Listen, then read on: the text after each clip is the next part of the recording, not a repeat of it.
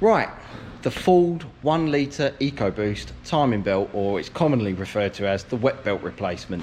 This is a 2018 car, hasn't got any problems. What is the wet belt? So in this engine there is a rubber belt soaked in oil, and what happens is normally the oil gets at the belt, especially when they've not been serviced right, or people use the wrong oil, or people skip intervals, or they get high mileage, and what happens is the belt breaks down, the bits of rubber fall into the bottom of the engine, the oil pump pickup pipe gets blocked up, and then obviously they throw an oil pressure light, or a little red light comes on the dash saying low oil pressure, stop, or the bits of rubber get pumped through the engine. They end up in like the vacuum pump, they end up in the turbo, stuff like that. Either your brake pedal goes hard, or it lacks power where the turbo's gone, and that's all normally a good sign. This one, there isn't actually anything wrong with it, but the customer just wants the belt replaced for a peace of mind. So yeah, let's get it. First things first, I'm going to strip off the top cover, I'm going to strip off the boost pipe, and little bits and bobs like that. Oh, I'm going to take the ramp up as well, and I'm going to drain the engine oil, and I'm going to drain the antifreeze. That's what's going to be first. Let's crack on. Oil is draining. Coolant is also draining. A top tip, if you get a tiny little piece of pipe, you push it onto the drain on the rad, when you open up the drain, it doesn't boff it all onto the under tray and go everywhere. It's quite predictable. Saves making a mess of the floor. Right, got the engine cover off, got the little boost pipe off from around the corner. I'm going to unbolt all the 8mm here, take the 3 core packs off, and then I'm going to start unplugging the loom. I've already made a start. Just unplug everything that I can see and try and fold the loom out the way. Exciting stuff. Oh, it's coming apart. I unplugged the 3 injectors, the little wire, and just pushed it over the back. Some vac pipes coming over here. These ones just connect to the actuator and down to a little bypass valve. Unclip them, push them over to one side. The aim of the game is whatever's in the way, I'm not going to tell you how to suck eggs, whatever's in the way, you just unbolting, unclipping, and just moving it out of the way, because we know we need to get this rocker cover off. And I know I'm going to have to take the cat off as well. I'll show you why later. But yeah, getting there. Some of the early 1 litre EcoBoosts, the high pressure fuel pump actually went through the rocker cover and used to have to take this off. But on this one, it doesn't. The rocker cover ends here, so we can get away with leaving that there. We'll need to undo the high pressure pipe that goes to the fuel rail anyway, because that's got to come off. Unplugged all the cam sensors, fuel pressure sensor, blah blah blah. It's getting there. Right, let's keep unplugging stuff. Long process, but it's all right. Oh yeah, I took the top boost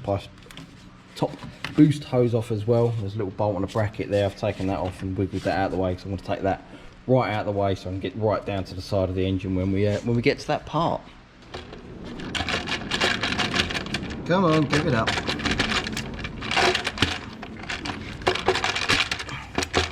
It's just got to come over just a little bit. There she is. Oh, what have I not disconnected? Ice cream! Oh, it's the gasket. There she is. So, this is what we are changing. As you can see, Ford fit the belt with the writing this way, so you can read it, where I would normally fit the belt that way. But we will just copy what Ford do, because if they do that, they obviously do it for a reason. This is the belt we're going to be changing. This one doesn't look too bad, to be fair, but then again, like I said, this engine hasn't got any problems. Everything looks clean under here, which is very nice, nothing untoward. So yeah, right, let's get at it. We need to keep stripping more stuff off.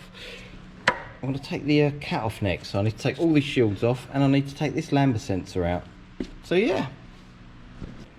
So this car's got no engine lights on, and it drives absolutely fine. But look at the state of this lambda sensor. I don't know how well the camera will pick it up, but it's bananaed. It's like someone's hit it here. I thought I'd make a point of that before I try and unscrew it. I only need to take it out because obviously it goes through the hole in these shields, and I need the shields all the way off. But I was putting my socket on and I just noticed how bent it was. I thought, okay. Makes me wonder, has someone been here before? So to get these shields off, there's like 2 8mm here, some 10mm down the side here, another 10mm there, some 10s down there, 10s down there. You'll soon know when you start unbolting it, it all starts going wobbly and starts coming off, as you can tell. That sensor came straight out. bent or not, it's clearly doing its job right. So cool. Oh, I'm sort of laying all the bits in a line over here. So that's obviously the order that I've taken them off. So when I put it back together, I'll start from this end and work my way across. That way I won't forget anything, and I won't put anything back before I should have. Or you know it's like you put something back on and realise that there was a bracket that went behind it and you have to strip it all off. Trust me, I've been there. Okay, gonna keep undoing stuff. Need to undo these bolts, and these are notorious for snapping, especially that one, although these don't look too bad. I'm gonna hit them with a wire wheel, and I'm gonna spray some penetrating fluid on them as well. So yeah, all proper job round here, eh? I think I got lucky. They all come undone. Probably should go buy a lottery ticket. Also, I will show you down here. You can just see that little threaded hole there that I'm lighting up with the torch. That's a little bolt that goes through the heat shield. While the car's down on the floor, make sure you take that out. If you don't, you'll end up struggling to try and get the cat out, and you'll wonder why. But that bolt goes through the shield, and the back of that shield bolts to the cat. So basically, you won't get it out, and you end up going up and down and struggling to find it. So yeah, make sure you take that little one out. It's just through here. Top tip. Header tank off. 3 Torx bolts, throttle body off, unplugged, in the line. 2 little 10mm in a bracket here. Taking that whole bracket off just gives the wire loom a little bit more wobble, just to pull it out of the way. I'll take the throttle body off because I need to take this little bracket off, and I need to take this little pipe off as well. And I seem to remember it's easier to take the throttle body off first, and then you can get to the bolts a bit easier. So I'm going to undo one of these Jubilee clips, probably that back one or whatever one I can get to first. And there's a couple of little 8mm down here, one there, one there, and one just below it. And I'm going to zap them out and take that off because that tucks around the side of the cover. So yeah, let's do that. I lied, I told a lie. Took this bracket off, 3 bolts. I showed you that one, I showed you that one, but that little one there is hiding around the back. And also, I could only undo this Jubilee clip because you can't really see that well, but this back one here, it looks like it's been capped. Maybe you can see better than I can, I don't know. It's been capped with something, so you can't actually undo it. So yeah, undo the front one. Right, so I've taken the wheel off. It's over there, just sort of there. 32mm nut and a centre punch the drive shaft through. Top tip, so obviously to get the drive shaft out of the hub, some people undo the pinch bolt at the bottom of the shock and hammer the life out of it, and unbolt the caliper and the anti-roll bar link and the ABS sensor up there and all stuff like that. Some people think it's easier to undo the bottom pinch bolt in the hub, and sometimes it can be a bit of a nightmare to hammer the ball joint out the hub and stuff like that. What I like to do, take the bolt out the front of the arm, and what you can do, you have to be very, very careful, is you get your lever bar up in there, lever the arm out that way, and it gives you just enough room. If you turn it on full right hand lock, it gives you just enough room to put the joint out, and this bolt always comes undone, and it saves faffing in here. I'll show you why I have to take the drive shaft off later. It will make sense. I just thought I'd get this bit out of the way because sometimes these CV joints seize into the hubs, and I just wanted to make sure it was okay, because at the moment it is a Friday night. It is about 6:10, and I'm not going to work here all night, but I'm going to do a couple of hours, just get the majority of it stripped down, and then I'm going to come back in on Saturday and do some more. Well, obviously I'm going to get it finished because I need the ramp for Monday. So yes, waffling a little bit, but yes, that is the easiest way to get the shaft out of a Focus. Works a lot easier on the older shape Focus, but yeah, you can still do it on the 2018 Focuses. Be very careful though, if you're going to do this, when you lever the arm out, make sure you've got someone holding it out, because if you pull it out the joint and it slips, you can hit the ABS sensor or the ABS pickup ring on the back of the bearing, which is just in there, and you don't want to do that. Right, let's crack on. So I've taken the inner arch out, tucked it up there, because I didn't want to be like ducking under the arch up here to do everything. I just want to be able to stand straight in front of it and see exactly what I'm doing. I'm going to be taking the auxiliary alternator. Well, yeah, it's an alternator belt, but I think they're called an auxiliary belt nowadays anyway. I'm going to take the auxiliary belt off. There is a 1/2 inch socket shape here, which a lot of people just put an extension in and twist it round. But if you grab hold of the belt, pull it down and then get a tiny little pin, I'd say maybe like a 5mm drill bit or something like that, pull it down, you can actually, if I can do it one-handed, lock the tensioner back like that, lock the tensioner back so the belt goes all slack, and then you can pop it off. It just makes life a lot easier. There you go, another top tip. Right, so I've taken off the auxiliary belt tensioner that you see me pin back. I've taken off the idler pulley. I'm going to strip off the aircon pump. This is held on with just a couple of little 10mm at the front. I'm going to undo these 10mm.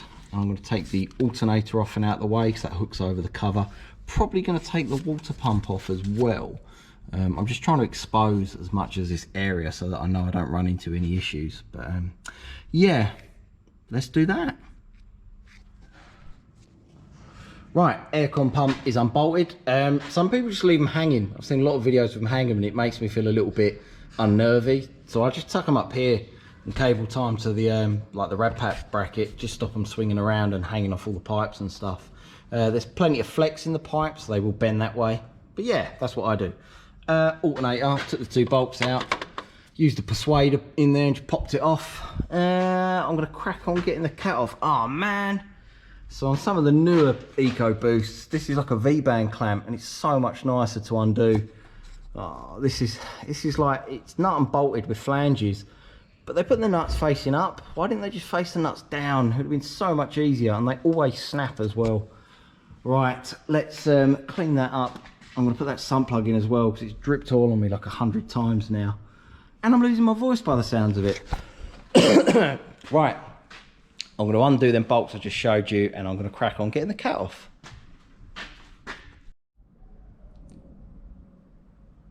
Now, I don't want to jinx it, but them bolts undone straight away. What I done was, I've got a 1/2" 15 impact socket and I put it on a downsizer to 3/8. I put it on my Milwaukee 3/8 impact gun with a 6 Ah battery, which was fully charged, and it zipped them straight out. All my tools, I'm transitioning over to Milwaukee, by the way. I'm not sponsored by them, but if you do want to tag them and share this video on their pages to get me noticed, I'd really appreciate it because I'd like some free stuff. But anyway, so not that I try and talk about Milwaukee all the time because I do love Milwaukee, but all I use is Milwaukee. Yes, so then bolts come straight out. I forgot to unplug the number 2 lambda sensor, so I've got to let the ramp down. Exciting stuff. I had the box for this ramp. When I had this ramp fitted, the box was going to sit here, but I didn't want it because I want a lot of room. So I had to extend the pipes. I run the pipes all the way to here to here. So now I can stand in front of the engine or in front of the car, let it up and down and keep an eye on everything. So yeah, I need to undo or unplug this blue wire, which is buried down the back there. Do I just unscrew the sensor from down there? I don't know. Let's crack on, let's see how it goes. But yeah, it's all going quite well.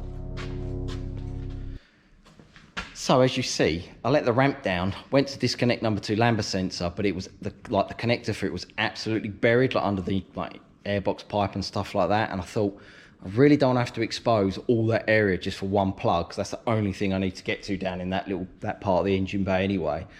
So I thought, I know what I'll do, I'll take the ramp back up and I'll unscrew the lambda sensor, hopefully it will come out. And it did, and it comes straight out. I think the reason why this job is going so smoothly is because I use Milwaukee tools.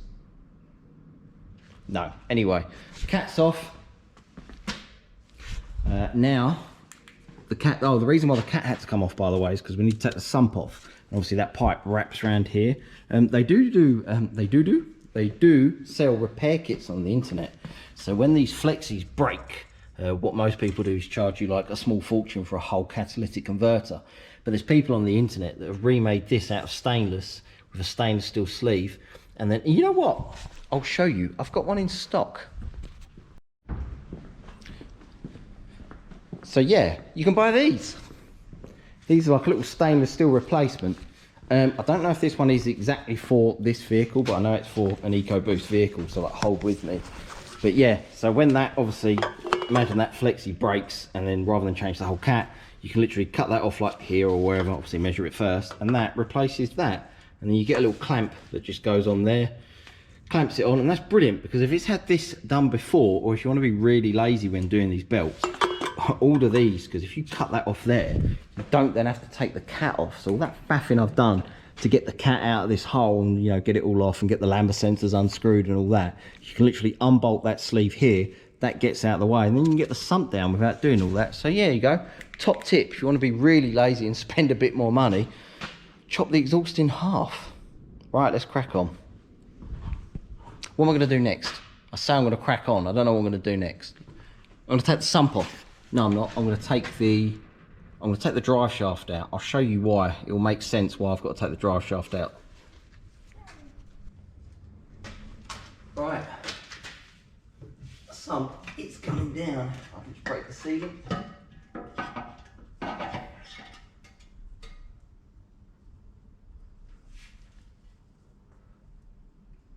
Looks alright. It's not too bad. Check this out. So, sump hands down, there is not a lot of debris, if any at all, in the pack. The pickup pipe, or there's a little bit in the pickup pipe. I don't know where you can see it. I'm not going to go and shove my camera under there because it will get covered in oil. But yes, there is a little tiny bit of debris in the pickup. We will clean that out. Because this is an automatic, there's like this balance shaft in here as well. It's really, really weird. I don't know why they've got it. Obviously some sort of a harmonic damper. But I remember I had an oil pump failure on one of these once, and normally you order the oil pumps from Ford and they're like a couple £100, whatever. I tried ordering one for an auto and it was like 5 times the price. I was like, what the what? I was like, no, I'm not having that. And then when I stripped it down, I realised that the auto pump is like a big block type gear driven thing. It's all a bit weird. But yeah, cool. Let's crack on. Right, so I've unbolted the starter motor. 2 10mm bolts from this side. One's here and one's quite tight up the back. You need like the perfect length of extensions and sockets that I'm trying to find to show you, but clearly I've put them back. But basically, so basically that socket and that extension was like the perfect length. The reason I took the starter motor out is there's a locking plate I need to bolt in there to lock the flywheel so I can undo the crankshaft bolt.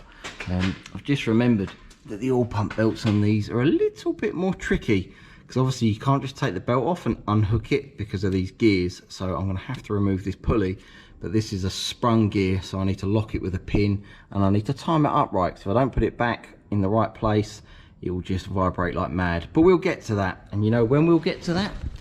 Tomorrow, because it is 7 o'clock, it is Friday evening, I'm going home. Look, even my card reader's just printed out the totals. So right, I'll see you in the morning.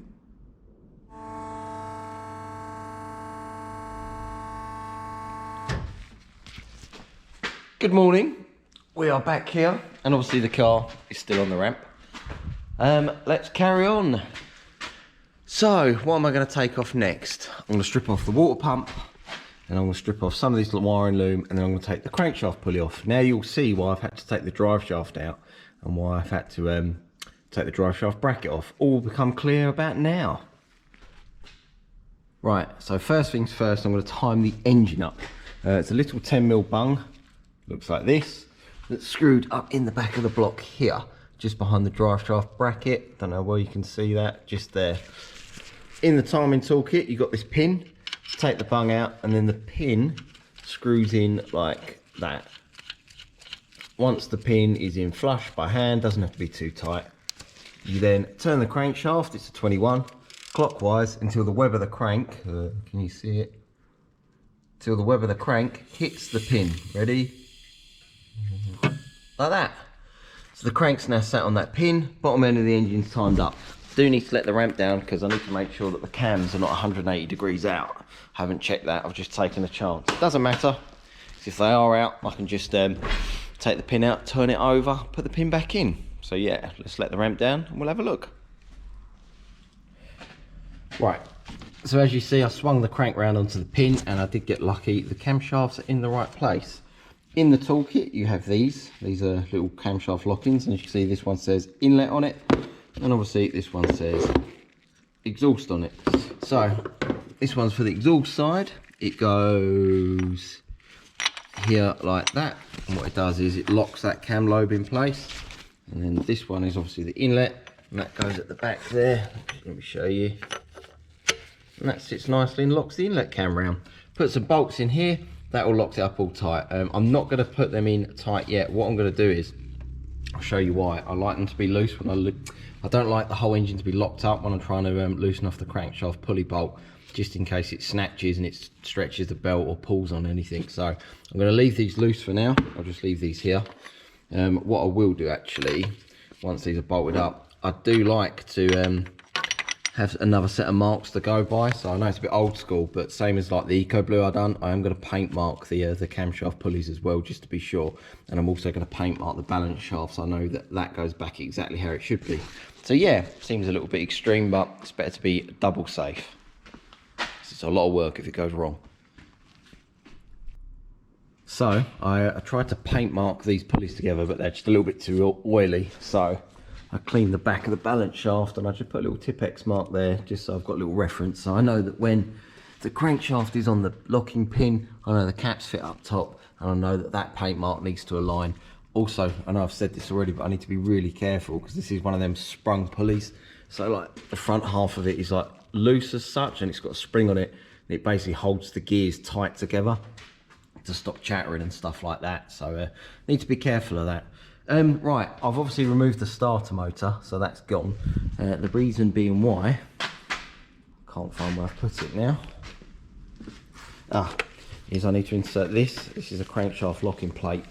This goes up in the flywheel hole, bolts the original starter bolts, and then it just basically locks the flywheel in position, stops it from turning, and I'll show you why. Let's crack on. So, the reason why I had to take the dry shaft off, I need to fit this. This is a specially made plate by Laser. They're not a lot of money. And what this basically does is, this bolts in place of the dry shaft bracket. There you go. So where the dry shaft bracket bolts, this bolts in place of it, and this holds the torque multiplier. Now, these crankshaft bolts are really, really tight. You can't just put an impact gun on this. It's a 21. You can't put an impact gun on this and just loosen it off because it will be too tight. In fact, I'll demonstrate it and I'll show you. Actually, no, I won't. I don't like the vibrations like hammering through the engine. Trust me, you won't get that undone very, very easily. You can try heating them up. You can use weighted sockets and stuff like that. Sometimes they undo, sometimes they don't. But regardless of that, you're going to need this tool to tighten this up to the correct sequence anyway. I will show you. So I'm going to get that bracket bolted to there, and I'll get the torque multiplier fitted, and everything will make sense. Oh yeah, by the way, this little hole here needs to line up through the crankshaft sprocket and into the timing cover. There's a pin for that. The reason for that is the pickup for the crankshaft signal, the sensors here. So this needs to be fitted in the right way. If you don't pin that up, they won't run. So yeah, that's what that little hole's for, and it does line up. I don't need to pin it up now because obviously I'm taking it off, so I don't need to keep it in the right place. So this is the torque multiplier. Basically what this does is, it's very, very simple. It's something like, don't quote me for this, but you can basically, it's something like 9 turns of this is 1 turns of that. So then obviously the amount of turns you do on that just increases the torque, so it'll undo the bolt. It also comes with a very, very fat, chunky 21mm socket, which is nice. So basically, this is how it works. That goes on here. Obviously, excuse me, so I'm trying to do it with one hand. And then the bracket I've bolted on sits like that. This, come on. Right, I'm gonna have to change hands. This goes on here, like that. And then that slides down. And then this, if I need to turn this a little bit, basically I'll need to turn that until that socket lines up with the crankshaft bolt. So I'm going to do that now. And that is exactly how it fits together. So obviously I've tightened up this 22mm nut. That holds that solid. The 21mm is now on there. And all I need to do is like you'd normally do, just turn it. And as you can hear, it will slowly, wow, that's tight. Right, I'm going to try and balance this down. What I should buy is a magnetic GoPro stand, because that would be very handy about now. Right, hopefully you can just about see that, but yeah, I'm just going to undo it. So obviously the crankshaft's locked, this torque multiplier is doing its thing, undoing the bolt. It's a normal threaded bolt, lefty loosey, righty tighty. Once it gets to a certain position, I might be able to get my electric ratchet in it just to whip it off a bit more. Right, it's getting easier now. Let's change over to my Milwaukee electric ratchet. I bet it's not got the torque. No, it's not got the torque. There's too much spring in the torque multiplier for it to undo. But yeah, you get the idea. Right, so got the crankshaft off. Got the crankshaft pulley off and the nut. Now I need to undo the cover. I've undone some of the bolts down below while the ramp was up in the air. Now I'm going to strip off the rest of them. I need to pop the water pump off. I think. Oh yeah, so there's a little water housing at the back here. I've just remembered, look. I need to unbolt that so I don't pull that off. So I'm going to undo that now. Just a little couple of 8mm down here. Right, strip that off. So I took the two little bolts out of that little water housing, like I said. Obviously they go that way. I do need to wiggle it out when I remove this. It's a load of 10s, a load of 8s, and there's a couple of 13mm. One's in there, one's buried under there, one's down the back. So obviously this does form part of the engine mount as well. It is starting to wobble. I think I've got all the bolts off. I'm going to try and do it one-handed. No, I'm not actually going to try and do it one-handed. What I'll do is I'll put the camera down. Stay. Oh. Definitely some coolant coming out of it. Just need to try and jiggle this little housing out without breaking it. Although we do stock new ones because sometimes they break. As with everything made of plastic nowadays. Right, the cover's definitely off. It's just all on that housing. Where is this little screwdriver?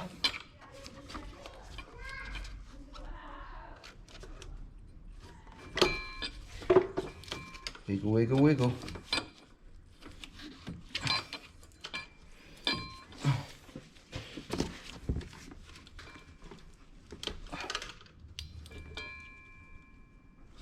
It's coming.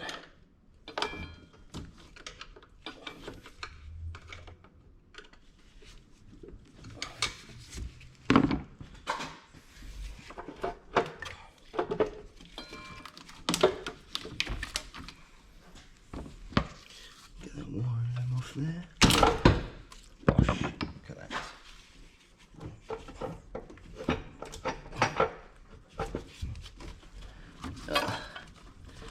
Oh, and our loom's hanging on.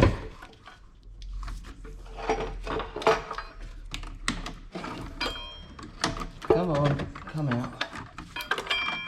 What's this? Hooked. Bosh!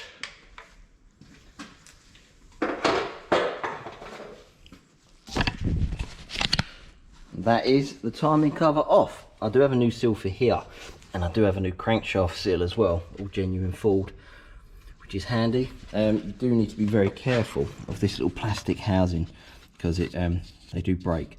When I put these back on, I don't ever put grease around this O-ring because grease eats into the rubber over time and then just makes it worse, and you get water leaks and all sorts of things. So I use Vaseline.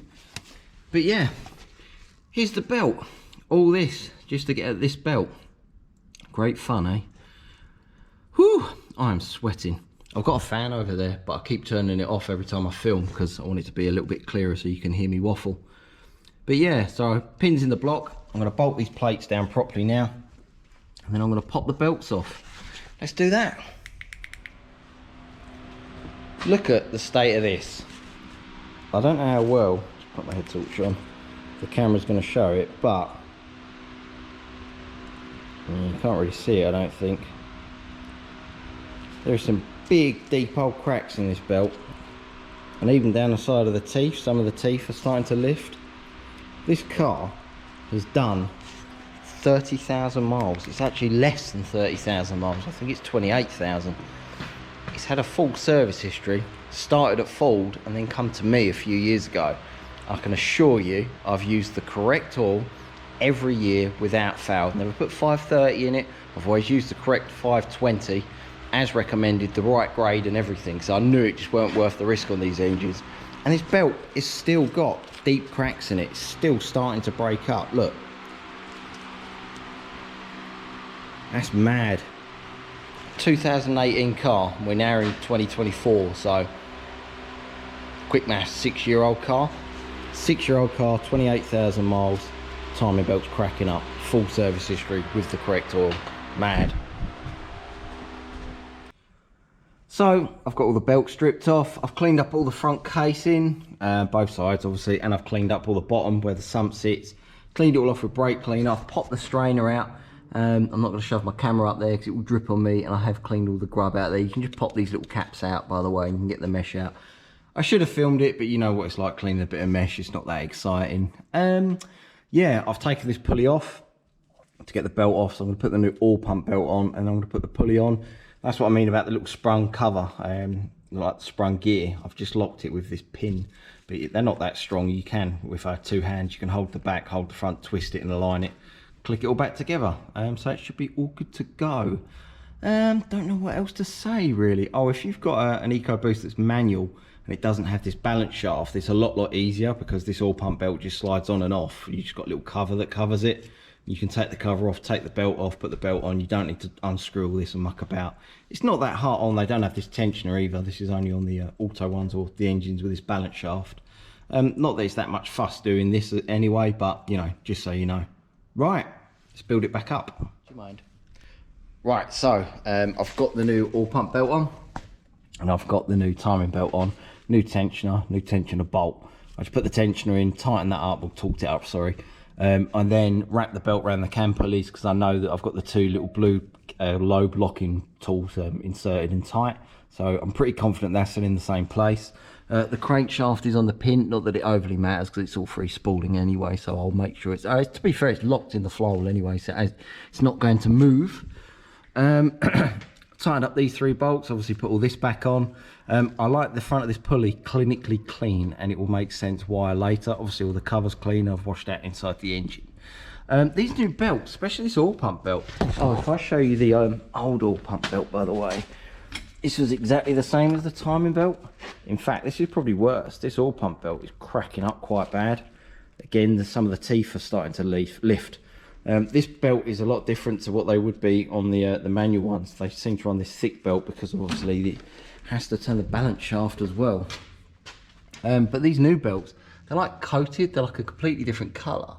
I don't know if they've like upgraded them or changed them in some way or whatever. I'm not too sure, but this belt feels a lot more, I don't know, whether it's got a coating on it to protect it from the oil. Even the timing belt seems a bit different. So maybe they've changed the chemistry of the when they cast these belts. So yeah, I don't know. All I do is fit the parts. I'm no scientist. So yeah, right, let's crack on. I'm going to get the cover cleaned up, and I'm going to change that oil seal, and I'm going to change that oil seal as well. So let's do that now.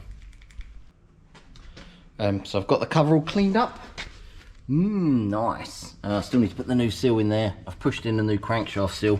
That goes in from the front, but you can just push it until it hits the lip. So it's quite a nice fit really. It's not too hard to change.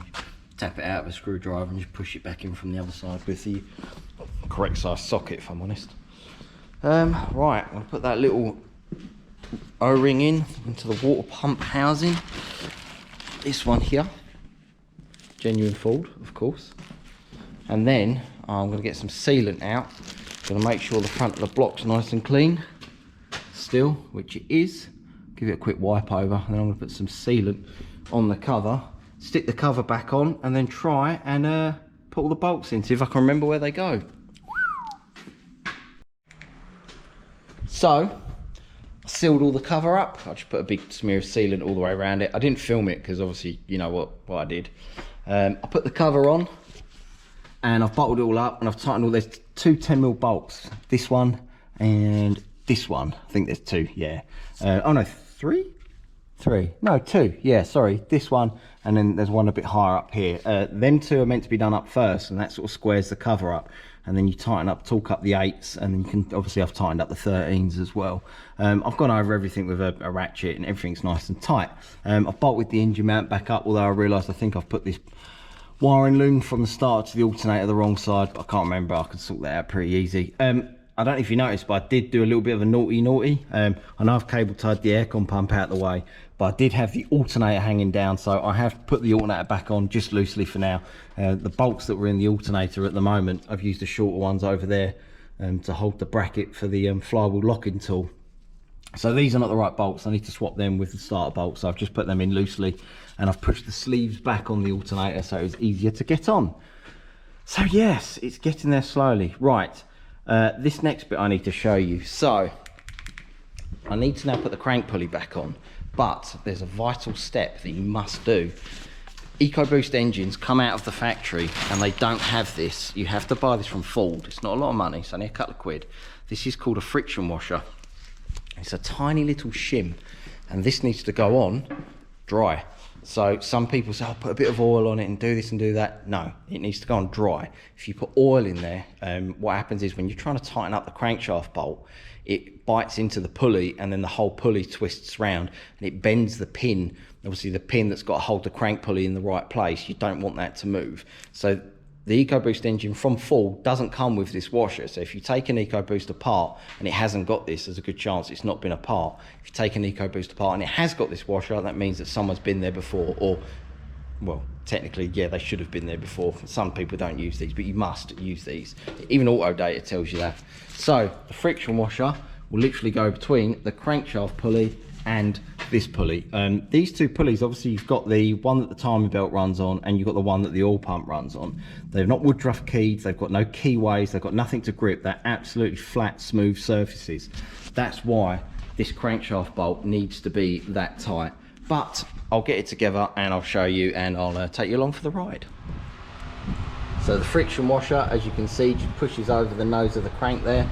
It slides on and holds itself in place. Sorry about the shadow, terrible cameraman, I know. But yeah, trust me, it's in there. So this crank pulley slides into the new oil seal like that. Obviously a bit of grease on the back of the pulley. And then you line, what I'm gonna do is, new crankshaft bolt. Check that out for a camera angle, guys. I'm just gonna wind this in by hand, just so I know that everything goes up flush.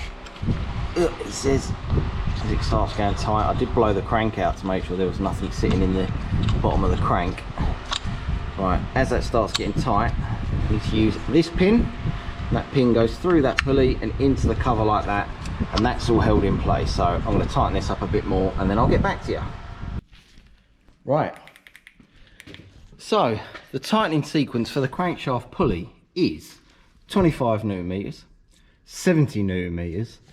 Now this bit doesn't make sense, because after you've done 25 newton-meters and then 70 newton-meters, it says then you need to remove the locking pin that holds the crankshaft pulley in the right place, that little pin I showed you, and then the torque settings are 60 newton-meters, and then as followed, 90 degrees, 90 degrees, 90 degrees, 90 degrees, and then 90 degrees. So basically you need to torque it stage 1 to 60 newton-meters, which doesn't make sense because I've already torqued it to 70. So I've slackened it off, re-torqued it to 60. And then you need to turn it 180 degrees plus 90. And then it's tight. That's why you have to use the torque multiplier. So, and obviously you have to have that friction washer. So basically what I do is, I've got a paint mark on the socket, and I know once that paint mark's gone all the way around and back to the bottom, that's 180. And then once I get that paint mark back round to up here, then that's the extra 90. So that's what I'm going to do now. Basically, a lot of turning on this torque multiplier.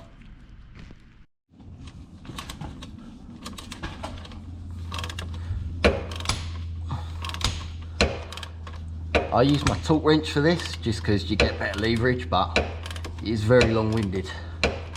I'm probably just going to speed this bit up.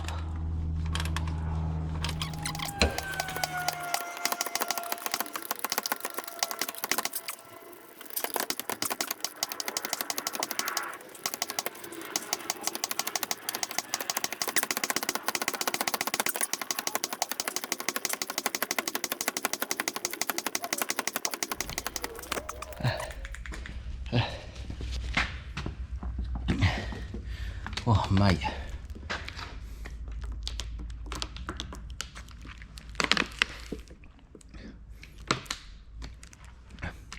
It's 25 degrees in this workshop.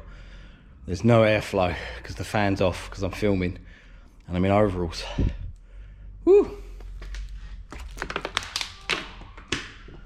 I've done 180. Look, my little paint marks come back round. It's just gone past this little dot I done here, so I need to get that paint mark on the socket over here, and that'll be the last 90. Right. God damn.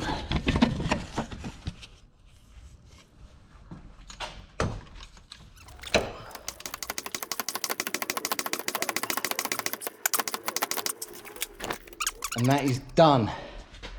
I've done 90, 90, 90, 90, 90. So I've done 180 plus 90. I'm sweating.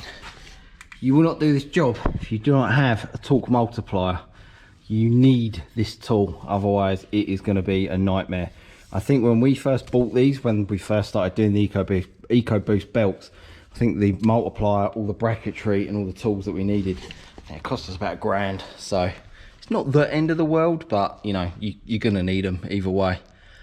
Right, before I go any further, I'm going to take the torque multiplier off, and then I'm going to take the pin out the back of the engine. I know Autodata says to take the timing pin out the crankshaft pulley, but I like to leave it in there just to make sure it stays in place. And obviously make sure that the back of the pulley was clean and dry, no oil on it. Same with the friction washer. If it goes together dry, it's fine. If there's any little bit of oil on the back of that crankshaft pulley, it tends to bite in and then the pulley twists around. It doesn't stay still. I guess that's the idea of the friction washer. It's probably in the name, really. The friction holds it all together. So yes, but I'm going to take these off. I'm going to take the timing pin out. I'm going to take the locking plate out. I'm going to turn the engine over by hand, and then I'm going to put the pin in the block and make sure that the cams are all in the right place, and make sure my little Tipex paint marks still line up as well, just to be doubly sure. So yes, I'm going to do that. I'm sweating. So I turn the engine over a few times by hand with a long ratchet and a 21mm socket. As these little dots on the camshaft pulleys were coming close to the paint marks that I put the pin back in the block. I swung that round till I heard the thud, which means the crank's sitting on the timing pin.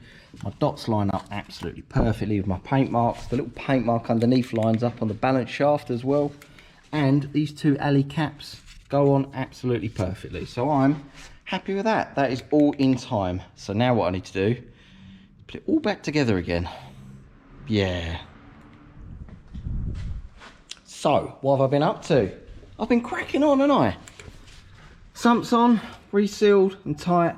Put the starter motor back in, tighten that up. Put the drive shaft bracket, tighten that up. The little bung behind the drive shaft bracket, is it behind it? Oh no, it's next to it, look. But I've put that back in, tighten that up. Next I'm going to do the alternator. I'm going to put the aircon pump back on. Still need to double check that wiring loom actually. I'm going to do that now, I can't quite remember. Just putting all the auxiliaries back on really. It's getting there. So I'll be honest, I've just been cracking on. I've basically been putting it back together the way it come apart. I didn't want to film every little bit, but I'll show you. Got a new alternator belt on, put the idler back on, put the tensioner back on. Alternator's on a tie. It was the long studs. I thought I'd mix the studs up for the alternator and the starter motor, but it wasn't. The short ones go in the starter, the long ones go in the alternator. When they poke out the back, the wiring loom clips onto the stud sticking out. Obviously new alternator belt, put the aircon pump back on.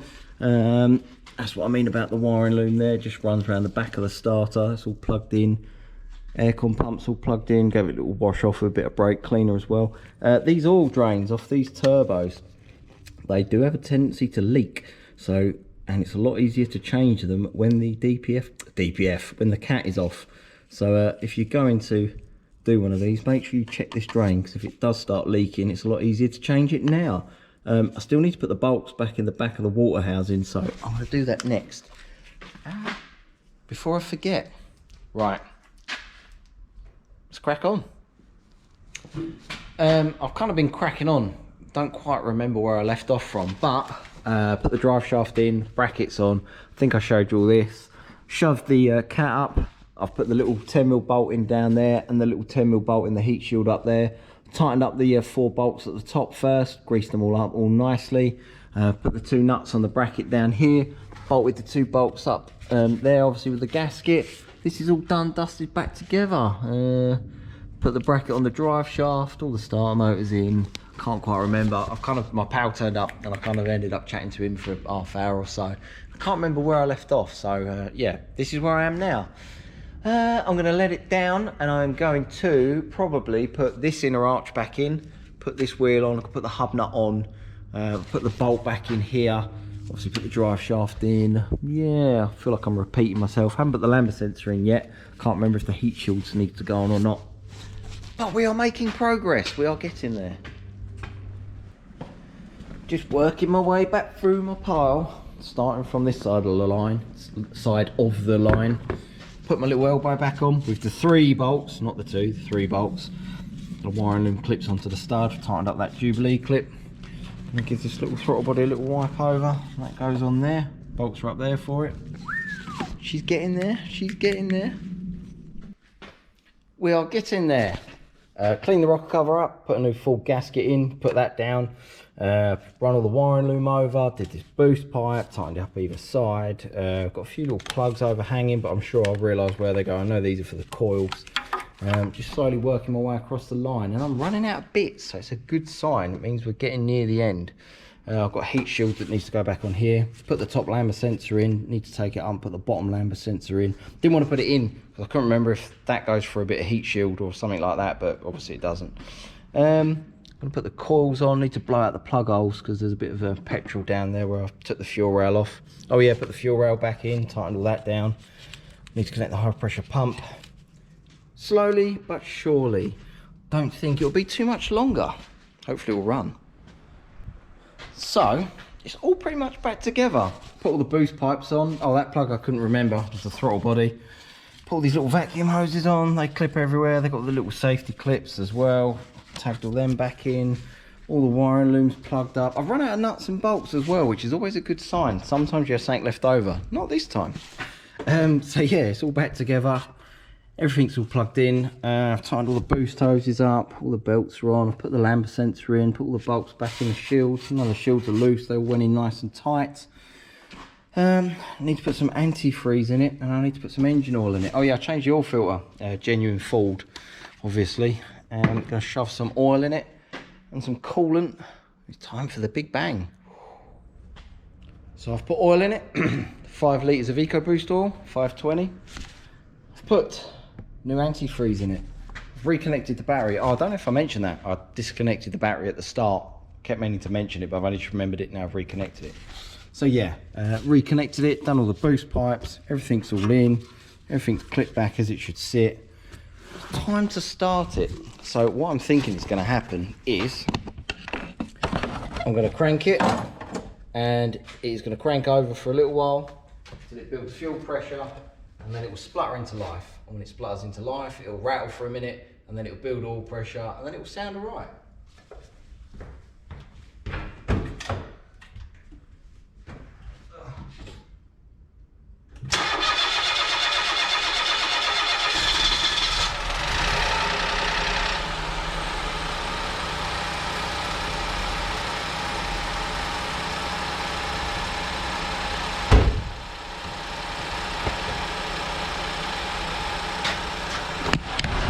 Sounds alright, doesn't it? As far as an EcoBoost goes anyway. Yeah. I haven't put the under tray on yet. Just wanted to eyeball underneath, make sure I haven't got any leaks or anything falling off or anything like that. But it's looking good. Right, let's get the ramp up and we'll have a look underneath.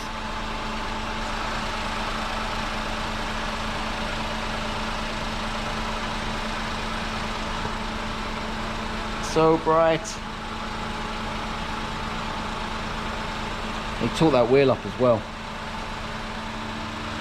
She's up. Where is my torch? Oh, it's on charge. It went flat.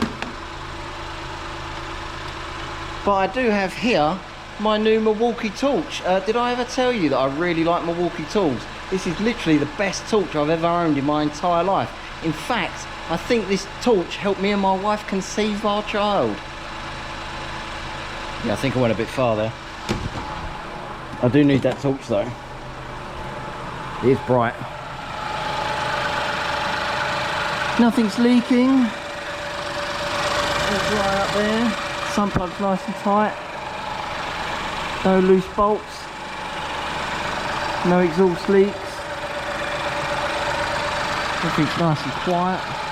Boost pipe's nice and tight. Drain tap's in. I'm going to double check that drain tap.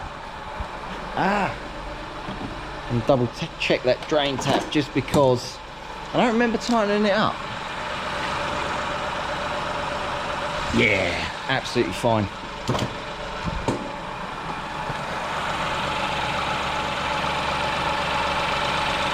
Well, I'm happy. Get the under tray on, let it down, let it warm up to temp, make sure the fan cuts in, torque this wheel up, maybe go for a little drive. So there we have it, the 1 litre EcoBoost wet belt, timing belt, whatever you want to call it, replacement guide. I'd like to call it a full guide. I think I covered it in as much depth as I could. I don't even know how long this video is going to be, but I know I've used up, looking at my camera now, quite a lot of my memory card, so it's going to be a long one. Hope you like this video.